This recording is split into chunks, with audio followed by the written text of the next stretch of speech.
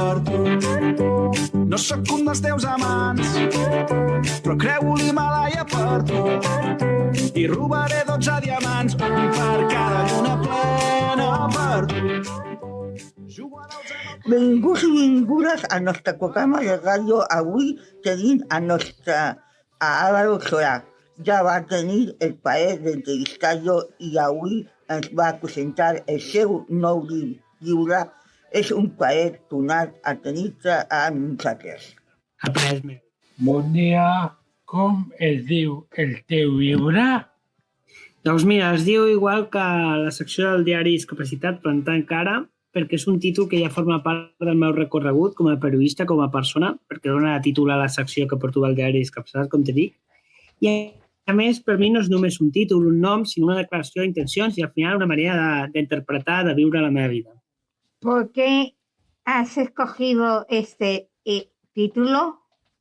Doncs mira, et diré per què he triat aquest títol, perquè resumeix perfectament, jo crec, l'esperit del llibre i el projecte vital que hi ha al darrere. És a dir, plantar cara, per mi significa no rendir-me, no quedar-me en silenci davant les injustícies i desafiar les barreres que la societat posa moltes vegades, especialment a les persones amb discapacitat. I també perquè puc dir que és com un missatge adreçat a totes aquelles persones que des del tercer sector, com vosaltres, des de les fundacions, associacions i tal, lluiteu cada dia per superar obstacles, i també perquè volia ficar un títol directe, valent, i que interpel·lés tant qui llegeix el llibre com qui participa. Gracias. Sí. ¿De qué trata el libro?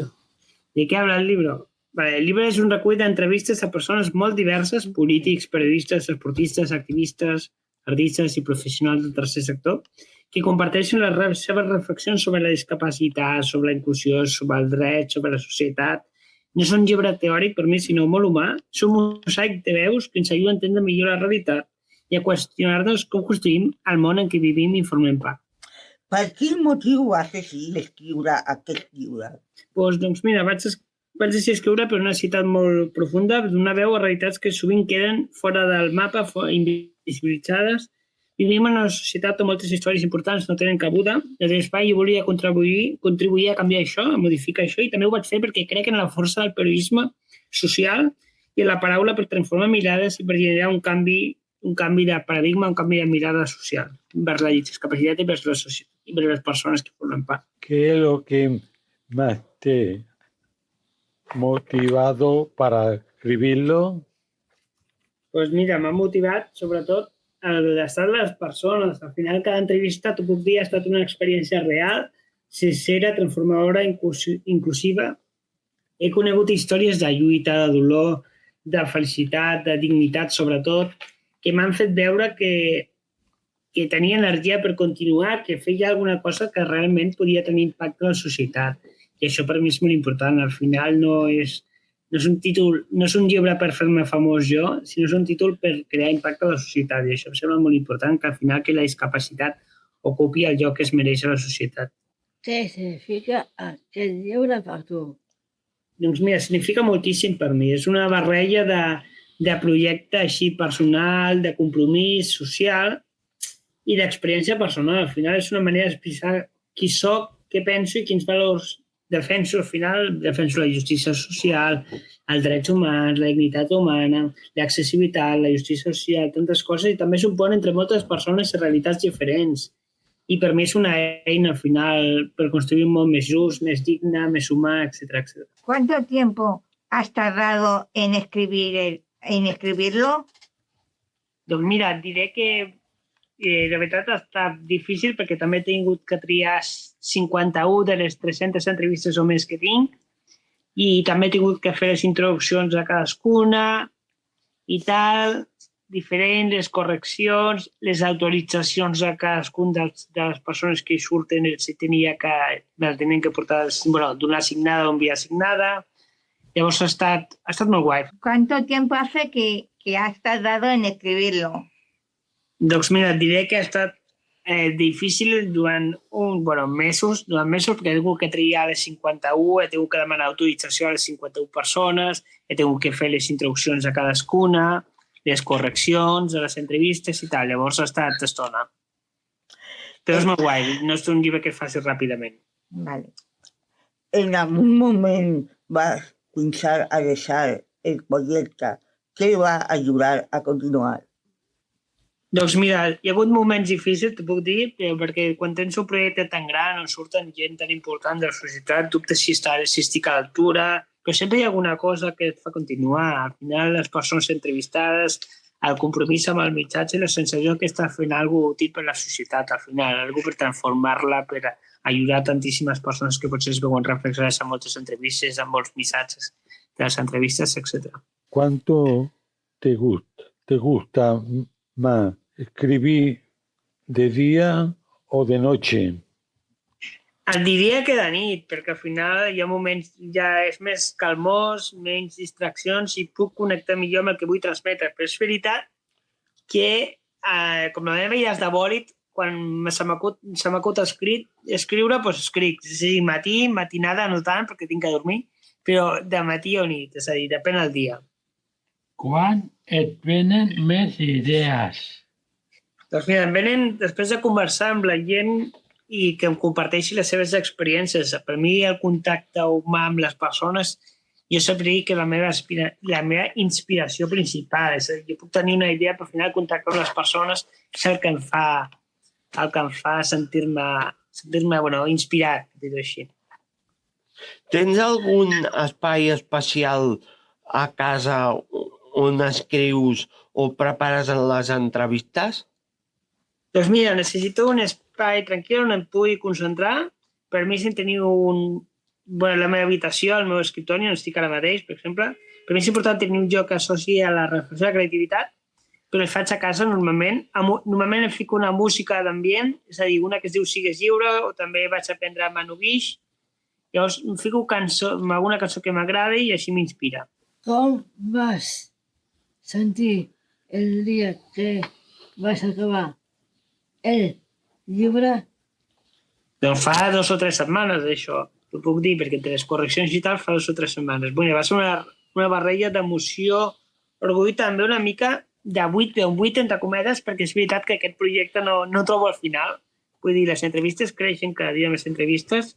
Per mi tanco una etapa, al final, el llibre, una primera etapa de la meva vida molt guai, que vull seguir, vull fer... A ma mare és veritat que ara estic amenaçant en que vull fer més llibres y m'estaria que em tranquil·litzi que dintre de 2 o 3 anys ja parlem. ¿Cuál ha sido el momento más feliz de este proyecto?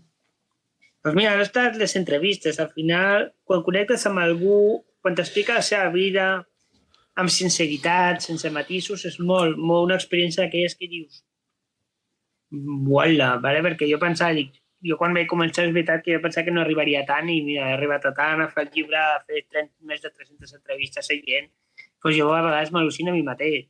T'ho puc dir, llavors tot el projecte ha estat molt content i encara segueixo molt feliç de fer-lo i motivat, és a dir, encara tinc ganes de fer moltíssimes coses. ¿Cómo preparas las entrevistas? Pues mira, les preparo amb molta cura, investigo la trajectòria de la persona, els seus projectes i intento entendre com pensa, també escoltant si és política o fa discursos, també escoltant els seus discursos. I això em permet fer preguntes fetes en profunditat i generar una conversa que pot ser interessant. És a dir, jo me documento abans d'entrevistar qualsevol persona, em documento què pensa, qui és, què fa amb la seva vida. Al final és així, com preparo totes les entrevistes que faig a mitjans de comunicació, doncs també. On busques informació sobre les persones que entrevistes? Te diria que la intel·ligència artificial, que també és veritat, els mitjans de comunicació també, evidentment, perquè molts surten, entrevistes anteriors, llibres que m'he llegit d'alguna persona que he entrevistat, xarxes socials avui en dia, també a partir del que m'expliquen ells mateixes, el que veig que pot ser interessant. Hi ha hagut persones que van dir que no volia participar al llibre? No, de les 51 ningú m'ha dit que no. Ningú m'ha dit que no, la veritat. Tothom ha estat molt obert i generós, t'ho puc dir, i al final només me queda agrair públicament a totes aquelles persones, de veritat, a totes les persones del projecte, o sigui, a les 300 que m'han dit que volen participar al llibre, el primer és les 51, però ho vull agrair públicament a les 51 com ho he fet sempre en privat amb totes elles.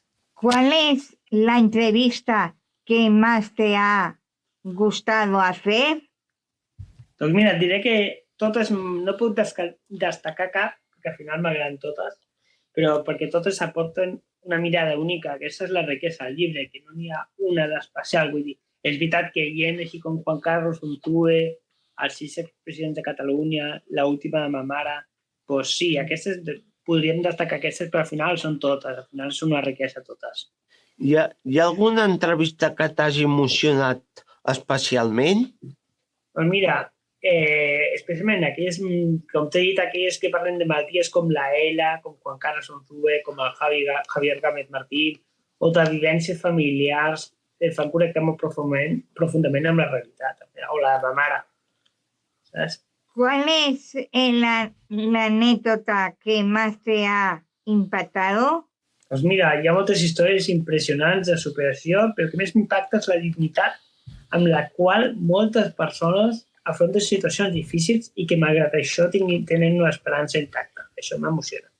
¿Qué has aprendido de las personas que has entrevistado? Pues doncs mira, he après que la discapacitat no és el que defineix una persona, sinó que la discapacitat és una part més de la seva realitat. També he après el valor de l'empatia, de l'esforç, de la lluita diària, de seguir perseguint els somnis d'un mateix, i que la inclusió, jo sé que la inclusió no és un concepte abstracte, sinó és una responsabilitat col·lectiva que es fa persona a persona i que és un camí que no té final i sí principi. Qui ha donat més suport durant aquell camí? Doncs mira, el meu entorn, les persones entrevistades i el diari de la discapacitat, al final, que forma part essencial del projecte, i totes aquelles entitats, de veritat, com la vostra, que em feu costat, i amb la Justina, que és una crac, ja sabeu. Llavors, al final, el diari de discapacitat, bàsicament, que és qui forma part del projecte, és part essencial i molta gent, al final. Què t'ha ensenyat aquesta experiència sobre tu mateix? Doncs que soc capaç de tirar projectes complexos, que tinc una veu pròpia i que puc contribuir, el que deia abans, a canviar la societat i a generar un canvi, a generar canvis de mirada, canvis de paradigma, canvis socials. És així, bàsicament. Això he après. Escriure és el teu hobby. T'hi voldries dedicar professionalment? Sí, professionalment, mig ja em dedico perquè escric articles, però per mi és una passió que forma part de mi i que també vull continuar desenvolupant amb articles, amb entrevistes que encara tinc per publicar i tal. Tinc molts projectes. Què diries a altres joves amb discapacitat o TDAH que tenen somnis? Doncs mira, si diria que no renunciïn mai als seus somnis, que la discapacitat no és un límit, sinó una realitat amb la qual es pot conviure, créixer i treure la part positiva que sempre hi ha, que busquin suport, que confien en ells mateixos i que la seva veu és totalment necessària per transformar el món i totalment necessària, és a dir, és indispensable que les persones amb TDAH, amb discapacitat, ocupem la nostra part de la societat, que al final els límits no ens han de posar ningú, sinó nosaltres mateixos hem de superar aquests límits i plantar cara a la vida, com dic al llibre, i ja està. Molt bé. Álvaro, dir-te que moltíssimes gràcies per l'entrevista, que et donem molta força i que tinguis molta... I us espero el 29. Sí, ens esperes el dia 29, que faràs la presentació del llibre a Tarragona. Anirem un grupet amb la Núria, la Maria José i l'Antonio. I us presentaré al president del Parlament i el convencerem aquest dia perquè vingui al vostre programa. Exacte. Vale, gràcies. I que tinguis molta sort amb que la gent et compri molts llibres i que jo des d'aquí vull dir a la gent que sí, que compri el llibre, que és espectacular, que hi ha entrevistes molt, molt bones i que endavant amb el Plantant Cara, ¿vale? Una abraçada, Álvaro, i ens veiem el dia 29. Cuideu-vos. Aquí acabem... Gràcies a vosaltres. Adéu, marxo, que si no arribo. Aquí acabem el nostre programa de ràdio de la temporada. Ha estat un plaer venir a Ràdio Sant Cugat durant tot el curt i ens veiem fins al curt vinent. Bon estiu a tothom! Bon estiu! Però alguna cosa dins meu es va moure al sentir la rialla d'aquell nen. I allà vaig aprendre que depèn de mi i que tots tenim un petit príncep a dins. Només cal voler-lo sentir i allà vaig aprendre que l'essencial és invisible als ulls i que aprendre a estimar i ser feliç és el que vull.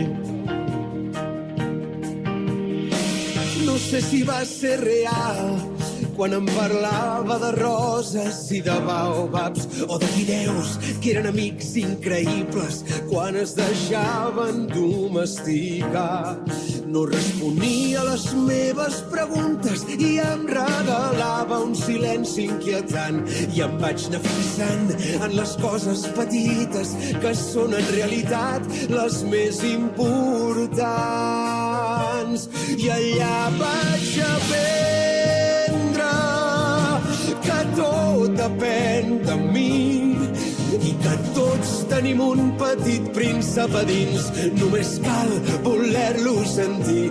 I allà vaig aprendre a mirar-me al món d'una manera diferent. I això ho va fer